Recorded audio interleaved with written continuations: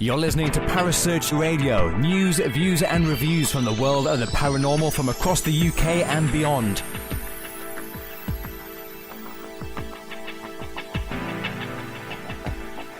Find us on Facebook, Twitter and the World Wide Web. Parasearch UK Radio.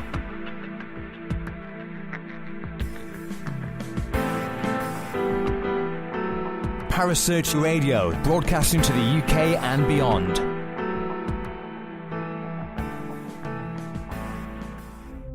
The views and opinions expressed by presenters and guests are their own and do not necessarily reflect the official policy or position of Parasearch Radio or its affiliates and sponsors. Listener discretion is advised.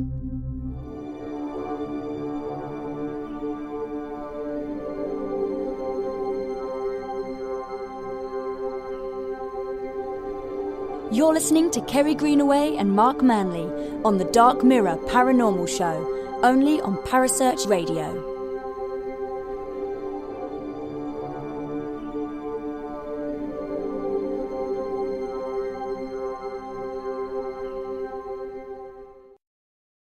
Good evening and welcome to the Dark Mirror Paranormal Show. My name is Kerry Greenaway and I'm joined by my lovely Mark Manley. Good evening, Mark. I'm absolutely fine. Oh, you're muted. Good evening, Mark. Hello? Oh, I'm so unprepared tonight. Hello? See you now. You're unmuted now, babe. I'm unmuted now. Right. Yeah. Okay, are you sure? Yes. Oh, God. Hello, everybody. Let's try this one again, shall we? When you're worried. Hello, Kerry. I'm Mark. How are you? I'm absolutely fine, thank you, Mark. And how are you? Sleepy. It's Friday mayhem. Yeah. Anyway. Yes. Yeah. How's you? Apart from, obviously, not with it and the drugs aren't working, are they, really? Not tonight, they're not. I haven't had my usual glass of wine. That could be what the problem is. That is definitely what the problem is then. Your body's gone into shock. It might be. What am I going to do about that? Get me clone. Bring your clone. Bring your clone and say, bring me wine now, mortal. I need wine. Give me wine. Definitely. Okie dokes. So tonight we have no Kaz with us. She's actually out at the Ancient Ram Inn doing a paranormal investigation. She is as well, and bloody good luck to her because we're going to be actually doing a private investigation on behalf of Dark Knights next week. So I'll let you know more about that when it happens. Yeah, I'm a bit gutted I can't get up to see you.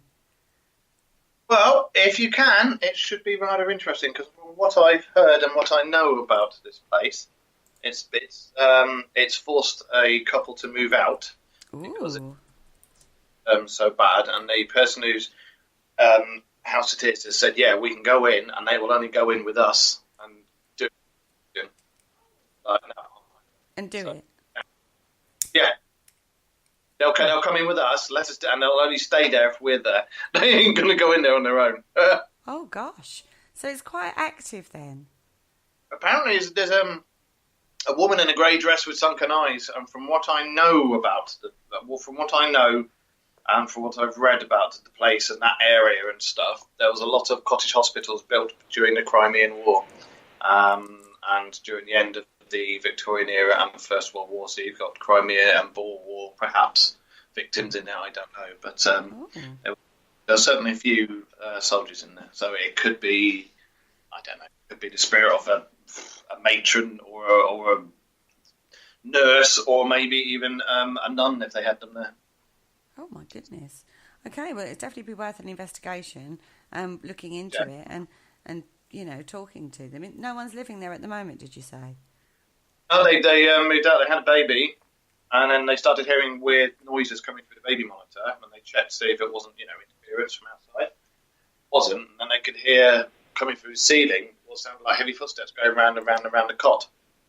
And the wife just... Okay. Oh, I don't blame you. You go around your mother's, I'll pack the rest of the stuff and I'll be there shortly. Gosh. Oh, my goodness. And we've been asked if we can go and at least just try and...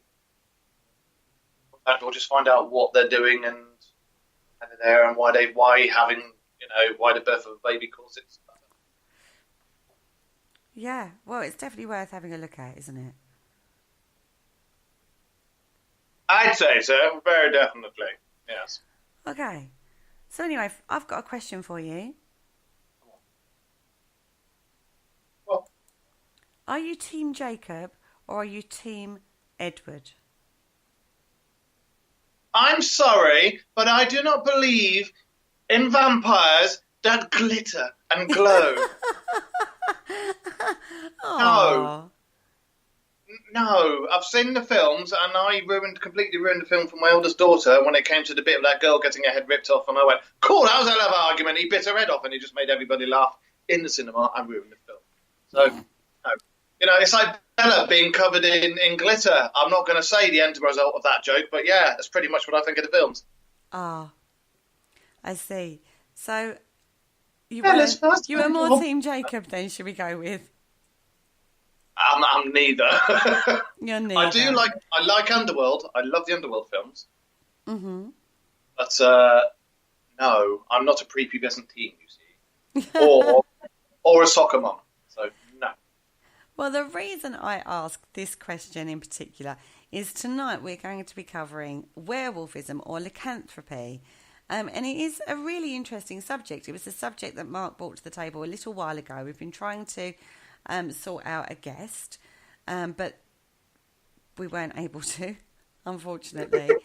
So we thought, sod it, we're going to do it anyway. It's kind of how it went, isn't it? Yeah, but I mean, my thing with the lycanthropy is, as I say, I mean, I love the underworld films and stuff like that. But there's not just werewolves. There's werecats, weretigers. In the African bush, you've got weird. Apparently, you've got weird lions, and the weird cats actually come from there because of the big cats and everything. And you've got weird dogs as well, which doesn't really make a lot of sense. But there's a lot of legends in Africa to do with that as well. I know. Oh, and Asia as well. Well, I even found, and this made me chuckle. Okay, it did make me chuckle. A were-bee. What? I know. How funny. A were-bee? A were-bee, where somebody thought they were a bee. Do you remember a TV show in the 80s called Man-Animal? Yes. Yes, I do. That's where they got the were-bee from. Well, I don't know. It was an unverified website, and I haven't really used that website because I thought, were-bee? Really? No. Here's an image for you. A man turns into a were-bee, so obviously everything shrinks and bee. What happens if his willy doesn't? He'd never get off the ground. All you'd see is a willy with a pair of wings and a black and yellow stripe on it. Or I just had visions of a man-sized bee, a bit like the Doctor Who. Do you remember where it was a big wasp? Yeah. She transformed into a wasp, like a man-sized bee, banging his head against the window. Well, if it was just his willy and a tiny pair of wings, he would be banging his head against the window, technically. Oh, my God, Mark. Really? Really? I've just got that in my head now. We were in the first 10 minutes of the show. I can't believe that. Anyway, I'm now going to change the subject rapidly. We're now going to... Willie. I'm now going to tell you a story. This is a 17th century story. Okay. Is this set in Paris? It's about a little girl that gets sent through the forest, and she comes across her grandmother, who is, well, not really a grandmother, it's like a wolf that's in bed, like, acting like her grandmother. And this is, like, quite a well-known tale, and isn't that a werewolf? It is, but I also think it's the hairy bloke from down the world that everybody said the kids need to stay away from because he looked a little bit dodgy. Little Red Riding Hood, obviously. But again, it's something that you wouldn't normally catch a wolf doing, is laying in bed pretending to be someone's grandmother. Do you know what? I never actually knew there were werewolf trials. I'd heard of it, and I thought it was just a load of hokum myth.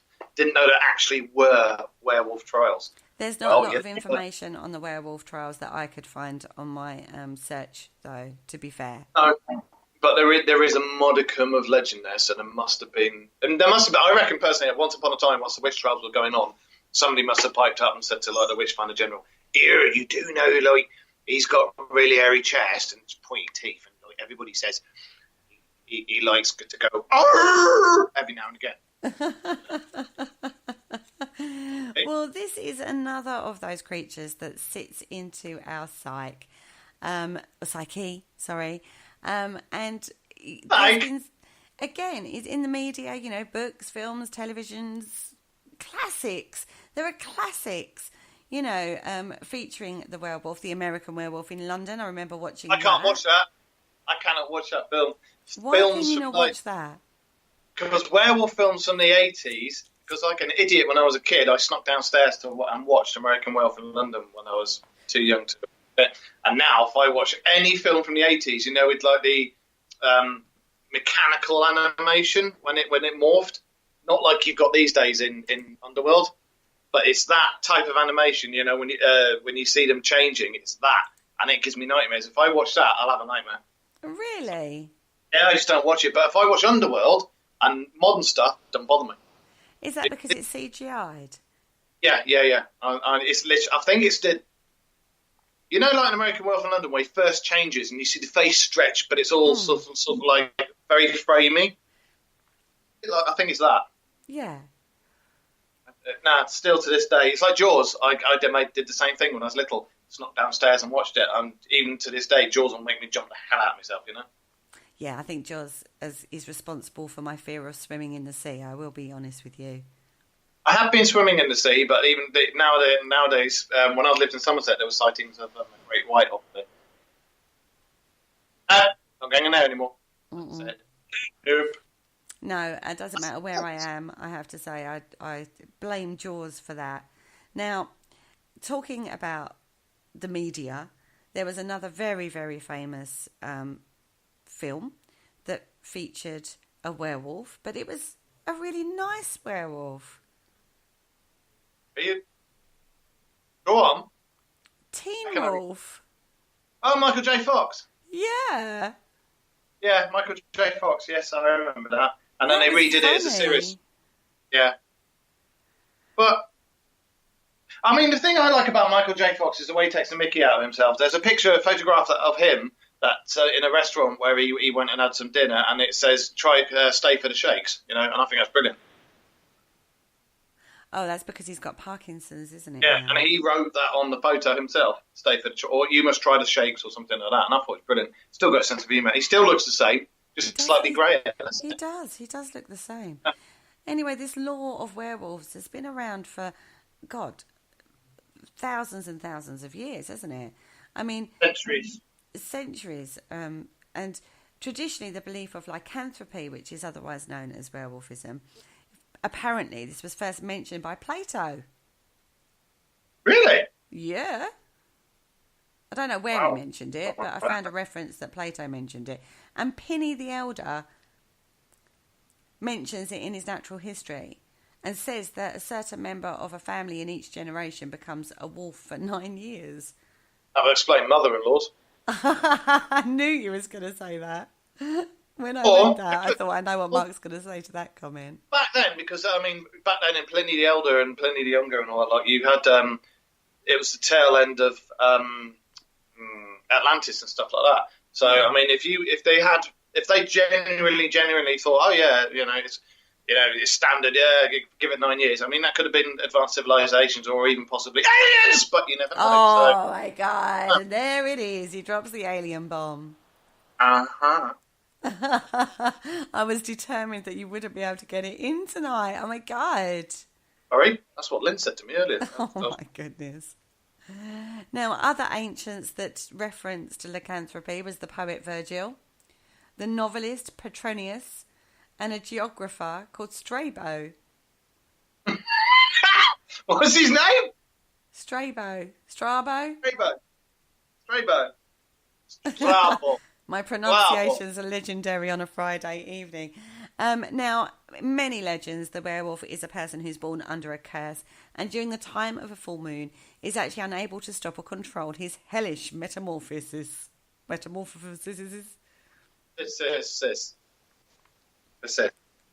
Now, the term werewolf is actually derived from Old English. So it's actually, the werewolf thing is actually were, which means man, and then wolf, which is obviously wolf, clearly.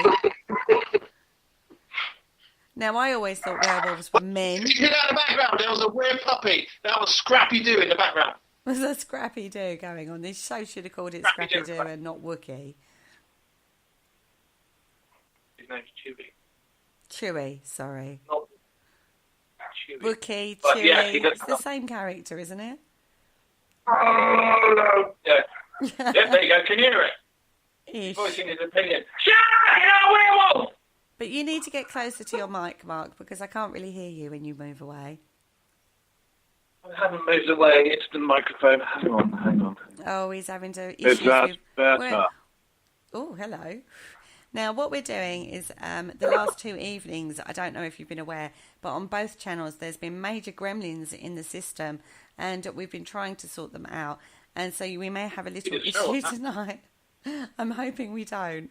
So, Mark, just sit really close to your mic, love. I'll sit here and look lovely. Ooh. Anyway, the werewolf is usually a man, but occasionally it can be a woman or a child who roams the countryside killing and eating its victims. Often the werewolf is wounded and the wound then sympathetically carries over to its human form. And that's how you know a werewolf is a werewolf. Also, I've just had another thought thinking about that. It's only just come to me, like so many things in life. If it's transformed by the bite, would that be like, could it have been the first case of, I don't know, a viral-born disease that was passed from bite to wound, like rabies or something like that? Maybe that's where that originally first started. Well, don't forget, we're talking back in the day where they didn't have like a diagnosis of rabies. So when I was reading this, particularly with the earlier cases, it does kind of make sense, doesn't it? Because isn't rabies, even in humans, makes you want to like bite people? I don't know a lot about rabies. It does. In the later stages, you do want to bite people, and you can be quite euphoric and act as if you're a space cadet and everything. Then you start foaming at the mouth, and then you start the drowning on your own spit and the fear of drowning and everything. So yeah. Lovely. So it's a possibility. I won't discount that. Now, one theory presented by a guy called Isaac Bonitz.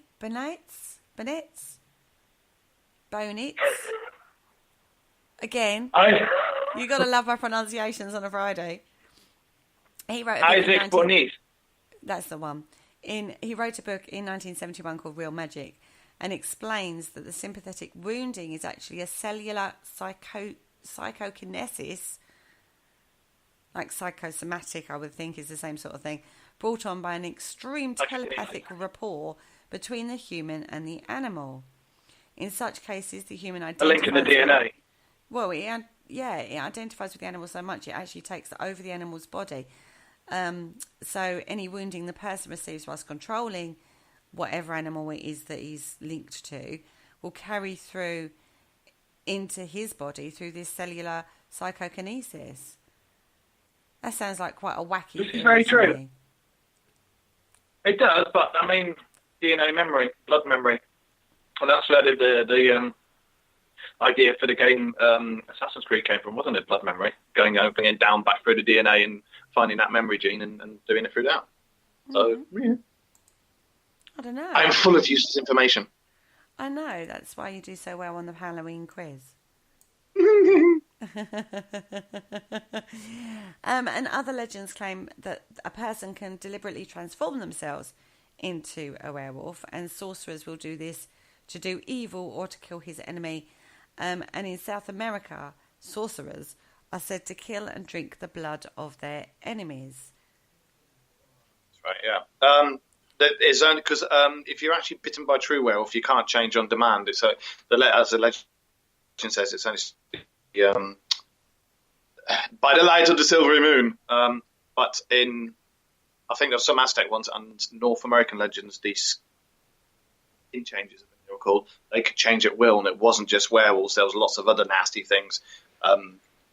What do they call them? There's skin changes, and there's another word from shapeshifters. That's it. Shapeshifting, yeah. They weren't just stuck with werewolves. They could change into pretty much whatever they wanted. Yeah, well, that makes more sense to me. When you talk about shape-shifting or putting your soul, I suppose, into an animal, that makes more sense to me than an actual human transforming into an animal. I don't think anyone's actually witnessed a human person transforming into... I have seen a couple of programs. What was the main one I saw? It was Destination Truth with Josh Bridges, is it? I think it's Josh something. I don't know. Anyway, they went to this Mexican place where this guy reckoned he was changing into a werewolf and this, that, and the other, and it was the most ridiculous thing I've seen. This guy clearly had mental issues, and he said, "Do you want to see me change?" And they're like, "Well, yeah, go on then." And he literally just stood there going, in front of the camera, and Josh Gates, that's his name, and he's looking at the camera like, "What is this idiot doing?" And this guy was just... He didn't transform, though, did he? He just took on like a representation of said animal. I mean, I can act like a dinosaur. You know, I'm going to do a great T-Rex impression, but that doesn't make me a T-Rex. Well, you can act like a bitch a lot of the time, but it doesn't mean you are one, does it? That's true, too. Now, we're going to change the subject, you notice, rather quickly when Mark says things like this. I've just got to remember. I just remember something. No. Hang on. You said about it could be a man putting his soul inside an animal. And what I was actually going to say is, in parts of Somerset and in Wales, they still do that to these days. I'm sure I honestly can't remember, but I'm sure I've read something about that. But I can't remember. I'm going to have to look into that a bit more. But I was concentrating on the werewolf thing. Welsh. So... Huh? Especially the Welsh putting their souls into animals. Oh, my God. Anyway, the Navajo Indian belief that witches can change it into werewolves and other animals is by donning their animal skins. So basically, they kill an animal, use the skin, and then that helps transform them into the animal. Yeah, that's right. Well, have you seen shamans? You know, when you see like pictures of the Native Americans from like years and years and years ago, and they wear like jackal skins, or the shamans will have like a headdress made out of jackal skin or wolf skin or whatever. They did that. They took on the persona of it, and that's why their dances. You've even got one that's a turkey, and I don't mean that in a rude way. You've got one, they do a dance of a turkey, and they dress up like a turkey, and they think they take on the form of like the great turkey, you know? Wow. Yeah. Anyway, during medieval times, European and Baltic countries were entrenched with werewolf beliefs. Later, in the 15th and 16th century, werewolves, like witches, were thought to be servants of the devil, and they made pacts with the devil and sold their souls to him for his help. However, there was a case about a guy. I've lost my place. Do carry on. Sorry. I can't. I literally can't. I've lost my place completely.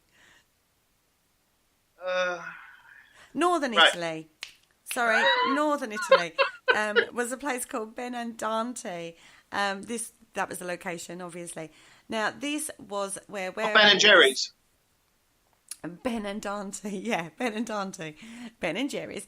Now, they were men who left their bodies, and this wasn't just one, this was a pack, who left their bodies and assumed the shape of wolves. Now, after becoming wolves, they descended to the underworld to battle the witches. So they were good. These were good, good werewolfy people. But I will say that the stories above it, about the French ones, that all came from... a lot of the werewolf things originally came, if my memory serves me right, from 16th century Paris. There was a very big pack of wolves that used to roam around Paris at the time, and they were known for coming into the city and taking children away and women away and eating them. And at the time, I think there was a few down and outs or something like that claimed that they were these wolves, and it was actually documented that there was this massive pack of wolves, and they weren't like normal wolves. They were extremely intelligent, and they were like twice the size of normal wolves, and they were actually documented. And that's where they think some of the legends, original, like the proper werewolf legends come from. Yeah. That pack of wolves that would take people away and eat them. So again, you've got this two-sided thing. We find this an awful lot, don't we, with legends and myths? We find this with dragons. There's like a very two-sided thing to it. So you've got one side where like they're the ultimate wicked, evil, working with the devil, and then you've got the other side where they're fighting witches and actually working against the devil. Oh, I've just seen something in the notes here. You've took a case of Peter Stubb. Very strange name for a Frenchman. Peter Stubb, or Stubb. Verified, we would just like to add. in 1573, his confession was that he'd gotten his lycanthropy after he was tortured on the rack. He gave his confession after being tortured on the rack. And he was stated that the wicked art, as it was called, he started at the age of 12, and he claimed the devil giving him a magic belt that enabled him to change into a robust wolf. Interestingly enough, the berserkers of Norse legend, they had a belt made out of bear fur that made them turn into the prowess and strength and madness of a bear, but they also had a drink that they took as well. But some berserkers also had a belt made out of wolfskin as well.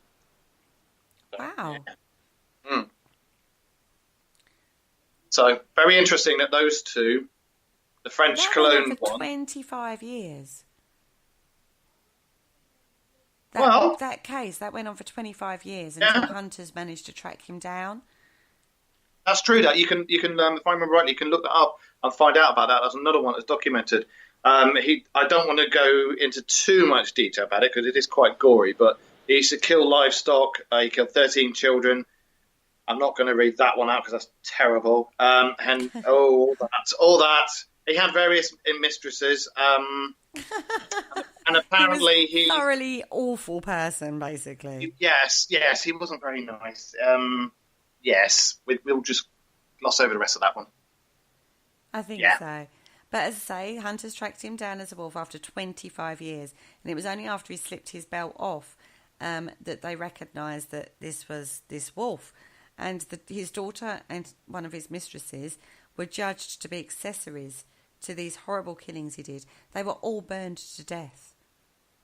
I think that a lot of things back then, back in the Dark Ages, especially, I mean, that was just after the Dark Ages, but a lot of it was due to misinformation and basically sheer bloody stupidity. I mean, it was called Dark Ages because there was no written information, and the only people who could read were scholars and monks. So the general public couldn't read. That's why it's called Dark Ages, because they had lack of knowledge. But I think possibly back then it was a case of, yeah, kill him, burn him, But also, don't forget, back in those days, there was a lot. I mean, we have superstitions these days, but nothing on back in day. Definitely not. Sorry, you carry on, because you're doing really well. Tripping over the words, missing things out, and in general, the drugs are working, love. Now, I'm going to go back to the Benedante case in northern Italy, where these wolves were men who left their bodies, assumed the shape of wolves, and then descended to the underworld to battle witches. Now, this case was actually tried in 1692 in Jürgenberg in Livonia, which is apparently near Jürgenberg in Livonia. Yeah, which is near the Baltic Sea. And again, this is an area that's completely steeped in werewolf folklore. Now, it involves an 80-year-old man named Thies. And now Thies confessed to being a werewolf, said his nose had been broken by a man called Skeetston, a witch who was dead at the time. He had struck Thies. And according to Thies' testimony, Skeetston and other witches were preventing the crops of the area from growing. And basically, so they were nicking all the grain to go to hell. And to help everything get back to normal on normal land. Can I just point something out here? You, man. As weapons, the werewolves carried iron bars, while the witches used broom handles. In itself, the fact that a witch manages to use a broom handle is a bit eyebrow raising. But werewolves and iron, Yes. that's yeah, those two don't go together. Because anything like that, iron's supposed to be not just silver for werewolves, but you can use iron as well. Yes. And also, how did they carry it? I mean, did they have pockets sewn into their sides or what? Honestly, there's a lot of things about this that you go, what? I mean, when we get on to the Southend werewolf, the whole story itself, Southend werewolf. Southend werewolf. Seriously. Can I just point something? Newspapers. It's been on TV and everything. I have a studio full here. I have where dogs, where pups, where cats, where daughter, and where missus. I've never heard of the Southend werewolf, but I must say, I think I'm probably talking to her. No, you're not talking to her. Anyway, Are you let's feeling all right? finish with Thies. Let's finish with Thies before we move on to the Southend werewolf. Okay? Are you all right now? And I will tell you all about the Southend werewolf in just a moment, because that's a more recent case. Okay. So, anyways, Thies basically got his nose broken. Yeah, got a broom handle. And the judges were absolutely astounded by this testimony, because they were astonished that werewolves weren't agents for the devil, but that they were actually fighting the devil. And when Thies was asked what happened to werewolf souls, apparently he said that they went to heaven. And he said that they were hounds. You're not seeing the film All Dogs Go to Heaven? Wow, but not werewolves, surely. He insisted that they were the hounds of gods, and they helped mankind by preventing the devil from carrying off the abundance of earth. He said that there were werewolves in Germany and Russia, as well as Italy, and they were all fighting witches in their own hells. I reckon that's possibly where the legend of the Wild Hunt came from. Those supposed to be the hounds of God. Is that where the legend, or part of the legend of the Wild Hunt came from? Just a thought I'm going to put out there. I don't know. But anyway, it was an interesting case. I mean, finally, after many discussions and talks with this guy, they sentenced Thies to just 10 lashes for acts of idolatry and superstitious beliefs. But that's it. That's all he got. Compared to the other case, I mean, I know the other case is an extreme, but he got burned, and he only got 10 lashes. So he got 10 lashes for idolatry and superstitious beliefs. Yeah, do you reckon, personally, werewolf. he was... No, but do you reckon, personally, he was into lashings? I mean, when he was tied up and they went, whoosh, all you heard was, oh! And that's why they only gave him 10. Because by the time they got the 10th one, he was a complete mush on the floor. And to be honest, the torturer was shaking and scared to death and just said, no, sod this, threw the whip away and walked off. No idea. But there is also something called clinical lycanthropy, which is basically a psychiatrist had looked into this and found that there wasn't that many cases. In fact, since 1850, only 13 cases of such people believing that they were metamorphosing into a wolf. Metamorphosing. Thank you. Into a wolf. There'd only been 13 cases since 1850. So that's not a lot, is it?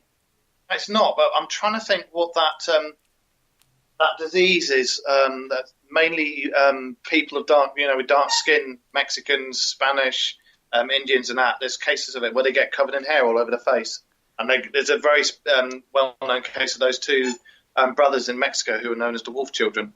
I know what you're talking about. But this guy was looking at it from a psychology point of view. Now, he was saying that basically it's a term for delusions of being able to be turned into a wolf. So when you look in the mirror, your self-image, you haven't actually turned into a wolf, but you are deluded. It's like a self-delusion. Yeah, I know what you mean. It's just like how you view yourself. It's a bit like when you hear it about people who think they're really fat, but they're not. They're really thin. I know somebody like that, yes. Do you know what I mean? And they go, God, I'm so fat. And you look at them and you think, my God, you're just skin and bones. That's polymorphic disorder, isn't it? It is. And this is the same sort of thing. I think when this report was written, it was quite an old report. And so nowadays, the terminology would probably be different because it does talk about what you mentioned earlier, about variants of this condition, like people believing that they're being a dog or a snake, or a frog, those sort of things. Now, in over 150 years, he only found 13 cases. So he started to look into different reasons why. And it's an unusual expression of another disorder. So if you had schizophrenia or bipolar or severe depression, apparently this is sort of like a side psychosis that can come along with that. I know myself as from suffering from bad depression in the past. Temper can really rear its ugly head when you've got bad cases of that. But I can honestly say I don't think I've ever growled at anybody, or apart from the dog who keeps squeaking at me with his toy, I don't think I've ever growled at anybody or wanted to take chunks out of them or start barking at the moon. I do know of a family member, and I'm not going to go into too much detail, but I do know of ex-family member who believes that a full moon gives them certain powers and that their grandmother used to bark and talk to the moon. Don't know if that's anything to do with it, but that will explain a fair bit. But yeah, that's true. I would imagine that we're talking the most severe psychotic kind of level of these kind of illnesses. I would say that's probably most definitely, because this is sort of like a psychosis from that rather than anything else. Well, there's actually been a few cases of, you've heard of the multiple personality disorder. Yeah. There's actually been cases of, it's not a lot. It's only like, I'd say out of 1,000, there's 5 people who've had it, and they've got multiple personality disorder, but one of their personalities is an animal. Yeah. You could be like, you'd be talking to me, and I'll be like, all right, how are you? Sit down. Sorry about that. That was Fred, But this is apparently, and this links to the neural circuits in the brain and how your brain is being wired. Now, apparently it involves the premotor and sensory cortical areas, and probably various subcortical areas as well. And this is where we get our body image from, our self body image. So when you've got a misfiring in those areas of the brain, it can make you believe or see something different to what you actually are. It could be. I mean, was it 70% of the brain we don't use? We have no idea what it does yet. Yeah, I don't know. Anyway, these days we use EEGs, brain imaging techniques, to look for abnormalities in this area.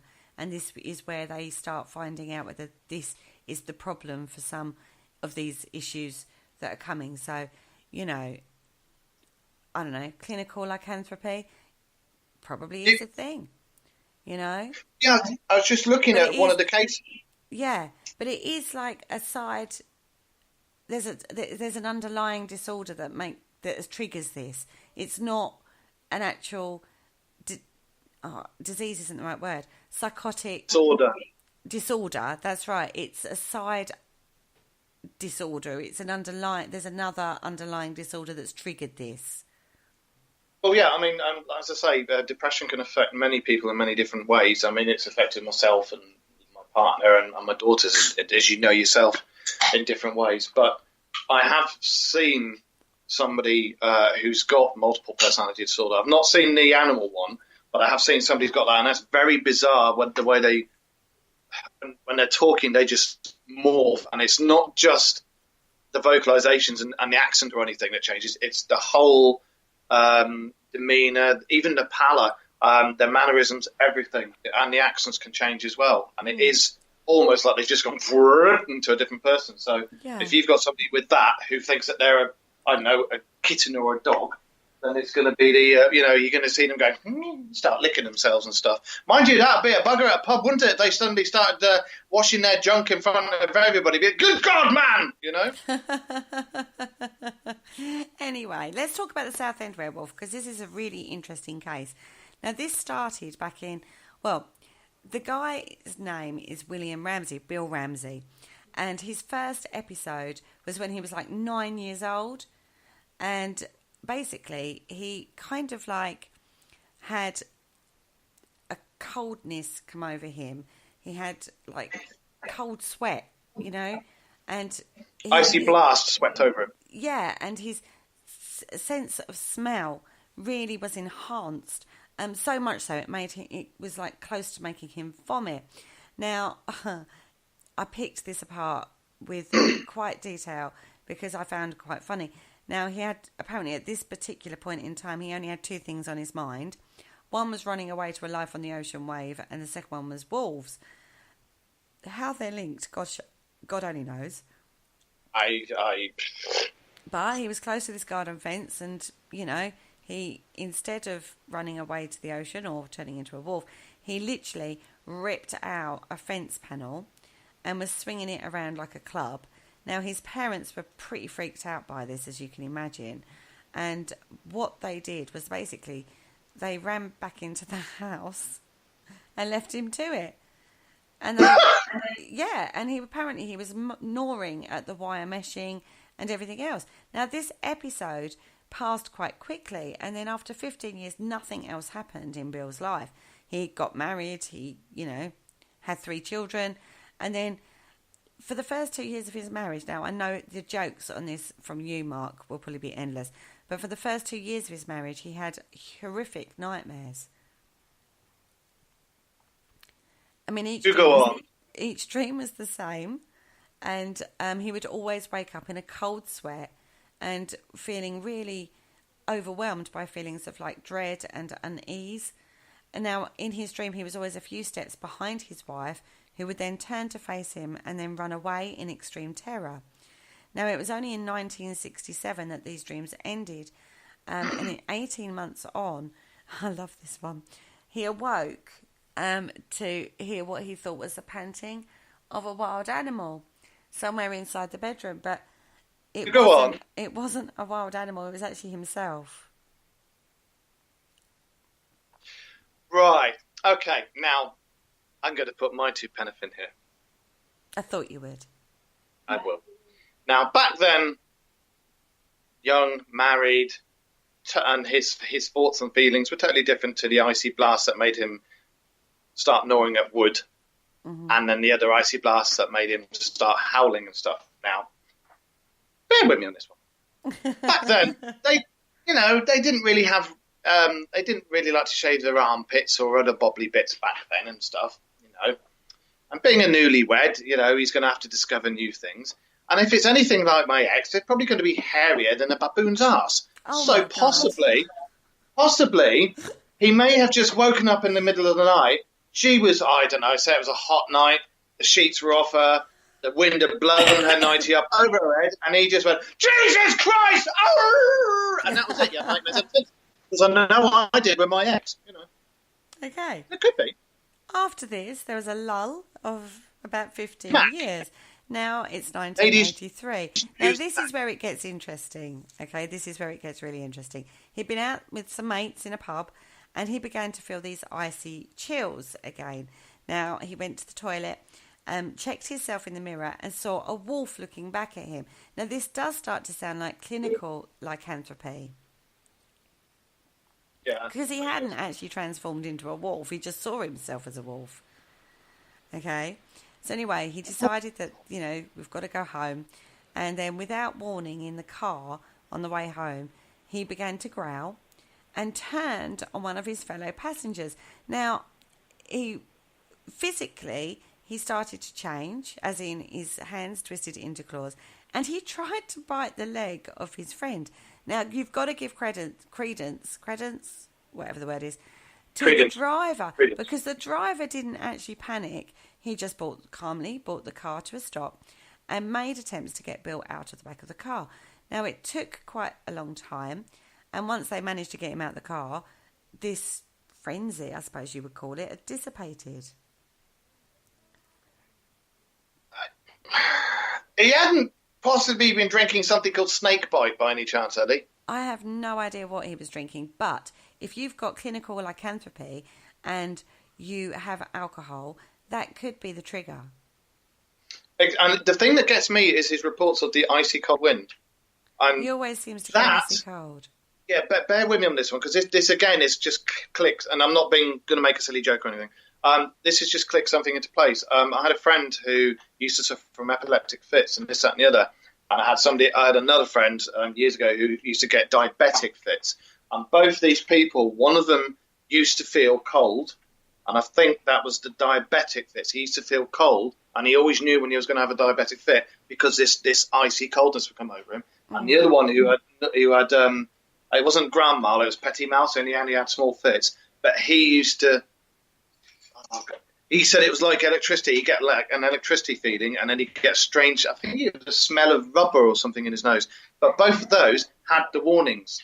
Do you see where I'm going with this? Yeah. I'm wondering if this was some sort of definitely psychosis, but I'm wondering if it was more a physical illness triggering it. Yeah, if it's something to do with possible petit mal, grand mal, something like that. If it's making him change that much, but he's getting the warnings, and that's what makes me wonder if it is a genuine medical condition. Quite possibly, but he was. This goes on. You see. Nothing happened again for another 18 months.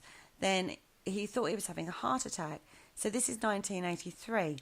He checked himself into the emergency room of a local hospital, which happened to be Southend Hospital, and was halfway through a blood examination when, again, he bit the arm of the nurse, then ran through the ward like a man possessed, and witnesses would later reveal that Bill had hunched shoulders, hands curled into talons, his lips were bared like a rabid animal, and he had this superhuman strength. And it took loads of people to finally subdue Bill, and a police officer even, managed to place handcuffs around Ramsey's wrists, but even that wasn't enough to subdue him, so they ended up having to tranquilise him. That's scary. That is genuinely scary. Can you imagine witnessing that? You wouldn't know what to make of it, would you? No, especially when around that time American Werewolf in London was floating around. Cool. Can you imagine that? You just seen that in the movie and you know, not very well, going into hospital, and then you see that going down, hurtling down the middle of the corridor with the gown flapping and a bare backside sticking out, and he biting everybody. You'd just be like, no, taxi. You know? Anyway, the next day he was absolutely fine. So, you know, he checked himself out and he was back to normal. But within 2 months, he had just been to see his mum, and he felt this other attack coming on.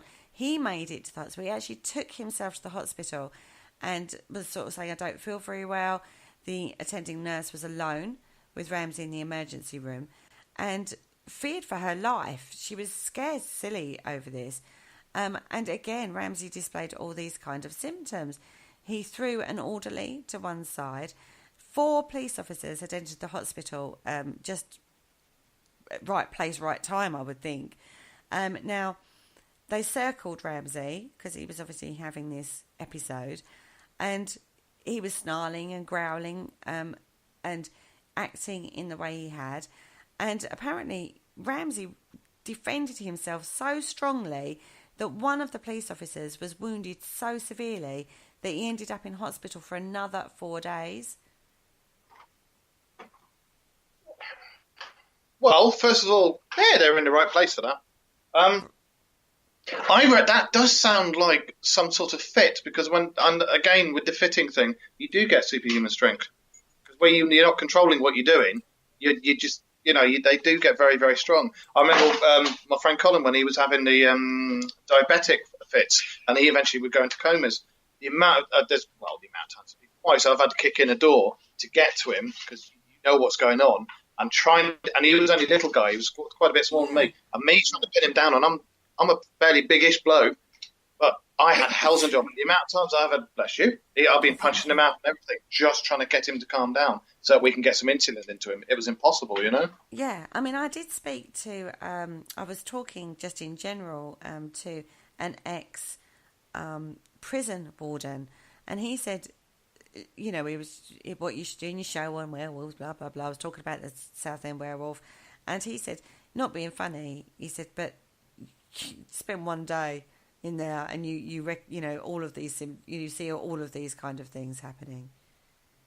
He said, you know, I don't know. I mean, I don't know, but he says superhuman strength, because you wait till you're angry and you've got adrenaline pumping through your body, you'll be amazed at what you can do. The first punch the strongest punch you ever lay in any fight is the first punch, because you've got all that adrenaline behind it. After that, it all goes downhill. But that first one is the one that counts the most, because that's where the fight or flight reasoning kicks in. So if you can do something with that, then it'll all calm down. If not, then that's it. But I didn't know about the Southend werewolf. Lindsay did. She said she knew all about it, and I'd never even heard of it. But reading It's this a fascinating is topic. It's a fascinating case, anyway. In the How did you 1987, hear about it? he was back at the police station, but he was actually doing something really good. He had made a citizen's arrest, and he was taking her to the station. And when Local teenage prostitute that he arrested. yeah, I didn't want to. I glossed that. Now the officer that How he knew? the officer came to speak to him, and he was a lot bigger than Ramsey, and started to question him. And all he did was gently touch his arm, and then this episode came upon him, and he threw the officer to the ground and was having the life choked out of him. It took 12 police officers to hold him down, Jesus. and 2 injections to finally restrain him. But they kept him in for 10 days. He had MRIs, X-rays, psychiatric tests, and nobody could determine what was actually wrong with him. Because normally he's a very mild-mannered, very rational person. He's not somebody you would have anger issues, or you know what I mean. He seems quite sane. That's. Oh, I've just read the end of that. Oh, yeah, that's bizarre. That's right. And I'm still inclined to think it's some sort of seizure because he's getting the warnings. I know. Well, anyway, one thing, allegedly, I know I use this, one thing that apparently went in Bill's favour. I really, my feelings on this are completely different. He visited the London of American demonologist Ed and Lorraine Warren, and Bill's story had appeared on television at the time of them being in the UK. Now, Lorraine immediately considered that Bill was being possessed, got in touch with him, and then the Warrens were given a chance to talk to the Ramseys. Now, the Warrens negotiated with Bill and convinced him to go to their church in Connecticut and undergo an exorcism with Bishop Robert McKenna. Now, Bill went. He made the trip in 1989. The People sponsored the People, that's the newspaper, sponsored the trip. The night before the exorcism was due to take place, Ramsey actually tried to strangle his wife while she slept. You can imagine the pressure the guy was under, so it's hardly surprising he had an episode. Now, when the exorcism began, Bill was not particularly impressed. For half an hour, nothing was happening. Then, Bill took on an entirely different appearance. His face was contorted and both hands formed claws. McKenna commanded the demon to leave. The full force of werewolf fury descended on Bill Ramsey one more time, and then apparently it disappeared for good, and the whole event was recorded on film. That would be extremely interesting to watch, I think. Now, Yeah, I think that may... Yeah. Yeah.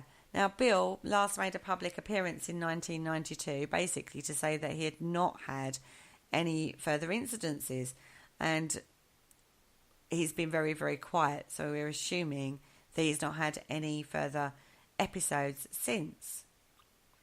Well, you live near Southend-on-Sea, and you've not heard of any more of this, have you? Nope, not heard a dicky bird about this. Oh. Well, that's bizarre. Do you know what? That's absolutely flummoxed me, that. I do think that with everything that we've spoken about so far tonight, I think that the the clinical, what do we call it, the psychosis side of it, the werewolf, the clinical lycanthropy, yeah. I think just purely by the fact that he had this coldness and it's triggered off knowing people who've had fits and they've had this stuff before, I think it's some kind of mental rewiring or a fuse is blown or something like that, purely because they're getting these warnings. I think it's something based fit like, you know? Yeah. Almost like when you can be fine with migraines for absolutely ages and all of a sudden get a killer migraine because your brain starts firing off in a different way. That's right. Lindsay gets some occasionally, don't you? Yeah. Yeah, there's all like I get ocular ones sometimes, which is like looking through water. It doesn't hurt. Just really weird when you get those ones. Yeah, I mean, it's a fascinating case, this particular case. So definitely worth looking into more if you want to know a lot more detail than we've been able to cover tonight on this one. Now, I mean, I looked into a little bit of the folklore as well about werewolfism. Now, various things. In ancient Greece, it was believed that a person could be transformed by eating the meat of a wolf that had been mixed with that of a human, and that the condition was irreversible. What, McDonald's burgers? Other methods were included being cursed or being conceived under a new moon, or having eaten certain herbs, or by sleeping under the full moon on a Friday, or oh gosh, that's tomorrow, the full moon's tomorrow, or by drinking water that had been touched by a wolf. What did wolfsbane do? Because that was supposed to keep away wolves and werewolves, wasn't it? I don't know. Sure it did. Honesty. Norse legend, wolfsbane was used to keep... As you can hear, I've got two werewolves beside me fighting. They're in a little play, aren't they? Yeah, it's Scooby-Doo and Scrappy-Doo. Oh. No, it was also widely believed that werewolves could dress in a special protective wolf skin, though they had to remove that at daybreak and hide it. And if the magical pelt was found and taken from the werewolf in human form, he or she could then be killed. Now, that's where the belt thing comes from. Exactly. Now, you was talking about a similar thing that happened down in Ireland and Scotland. You said the West Country, but this is Scotland and Ireland, about selkies. Now, these are creatures who spend their lives in the cold ocean as seals, but can change into human form by shedding their pelts. If they do, then they must hide their pelt, for if they are found, they can't change back into seals and must live on land with the fishermen who possess their skin. I'm just seeing. Why can I hear a lobster? I can hear a lobster singing under the sea. I was just about to say that. That just reminds me of the Little Mermaid.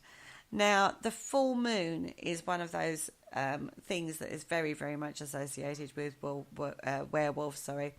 And we looked into this before, and there is a higher percentage of issues caused on a full moon. The services say that on a full moon, there are a lot more cases on a full moon than on other nights. I will say the full moon does affect a lot of people. I know myself that when it's a full moon, I get bad-tempered, and yeah, you can stop nodding. I get bad-tempered, and apparently my chest gets slightly hairier. I have no idea why, or if that's a load of rubbish. It doesn't. Well, my theory on this one is basically that the human body is 90% water. Well, yeah, and the tide, it affects all the water inside you. Yeah, so that's my theory on that one. That's why things go a little bit crazy for us humans around the full moon, I would think. Have you ever seen yourself on a full moon? You scare everybody. Generally, payday is around the full moon. Possibly, who knows? We did look into this in a previous show when we did a full moon special quite a long time ago now. I think that was back at the beginning of the year.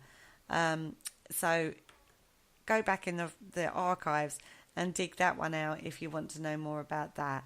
But that was something that we looked into. Yeah.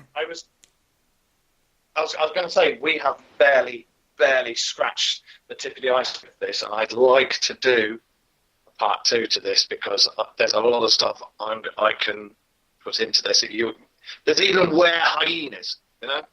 I know. I went down a different route to how you would have done it, but, this is what we've done. We will come back. We love I think that's we will revisit some of these subjects and look into it a little bit more detail.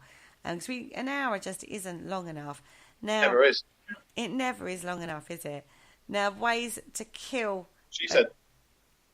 How can we get rid of a werewolf? Ways to kill a werewolf, yes? Yeah, that's what I'm trying to say. Yeah. He may be killed medicinally and surgically. He may be exorcised, which, going back to the South End werewolf, that's what they seem to have done. You come on a treadmill, yeah, it's a good idea. Or you can shoot them with a special bullet, generally a silver bullet. To be absolutely honest, if you shot me with a bullet, be it silver or lead, it's going to do damage. Exactly. When medicinal and surgical cures were attempted, it basically involved lots of bloodletting, vomiting, and vinegar drinking. So severe, I love this bit, so severe and so brutal were the cures that most of them died anyway. So, hey. Oh dear, you're a werewolf. Here, drink this vinegar. Either way, if you're a werewolf, it doesn't look like it's going to be a happy ending. No, it really doesn't, unless you're Italian. Unless you're Italian, and you can say the werewolf with your accent and go, I go down, I go down to the underworld, and I find the witches who are trying to do strange and terrible things to me with a broomstick. Exactly. So there you go, guys. If you are transformed into a werewolf, use the I am a hound of God, and I actually go to the underworld to fight witches, which seems like a very sensible way of getting out of being tortured to death, particularly if you travel back in time into the the Dark Ages or the Middle Ages. Yeah. Anyway, on that note, we've come to the end of the show, my lovely Mark. I know, and it's terrible because I was feeling a bit rough earlier, but I'm all right now. And very fitting, being as tomorrow night is actually a full moon. So watch out. Make sure you don't act too werewolfism. Well, for sure. Are you doing a puppet show? And next week, now Kaz is joining us back in the studio next week. Now we're actually going to be having a discussion next week. We're not tackling a topic. We're actually going to be tackling a subject that I've wanted to cover for a little while. And I want to discuss with them, is TV shows having a detrimental effect on the paranormal field? So guys, join us next Friday at 9 p.m. for the Dark Mirror Show as we discuss this particular topic. Now on Sunday, the Spirit Dimension has got the lovely Pamela Caddy in the studio, and I'll also be joined by Claire Hinks as my co-host. And we're talking about automatic writing. Pamela is a medium who specialises in automatic writing. So join me at 9 p.m. on Sunday evening for that one. Don't forget, we have shows going out every single night of the week as normal. And keep your eye on our Facebook and our Twitter pages for further information on shows coming up. And on that note, thank you so much, Mark, for joining me tonight. Yeah, you're welcome. Sorry, you're welcome. Take care and farewell. Good night. Bye. Thank you for listening. Don't forget to join us for more shows throughout the week. Find us on Facebook, Twitter, and the World Wide Web to keep up to date with all the shows right here on Parasearch Radio.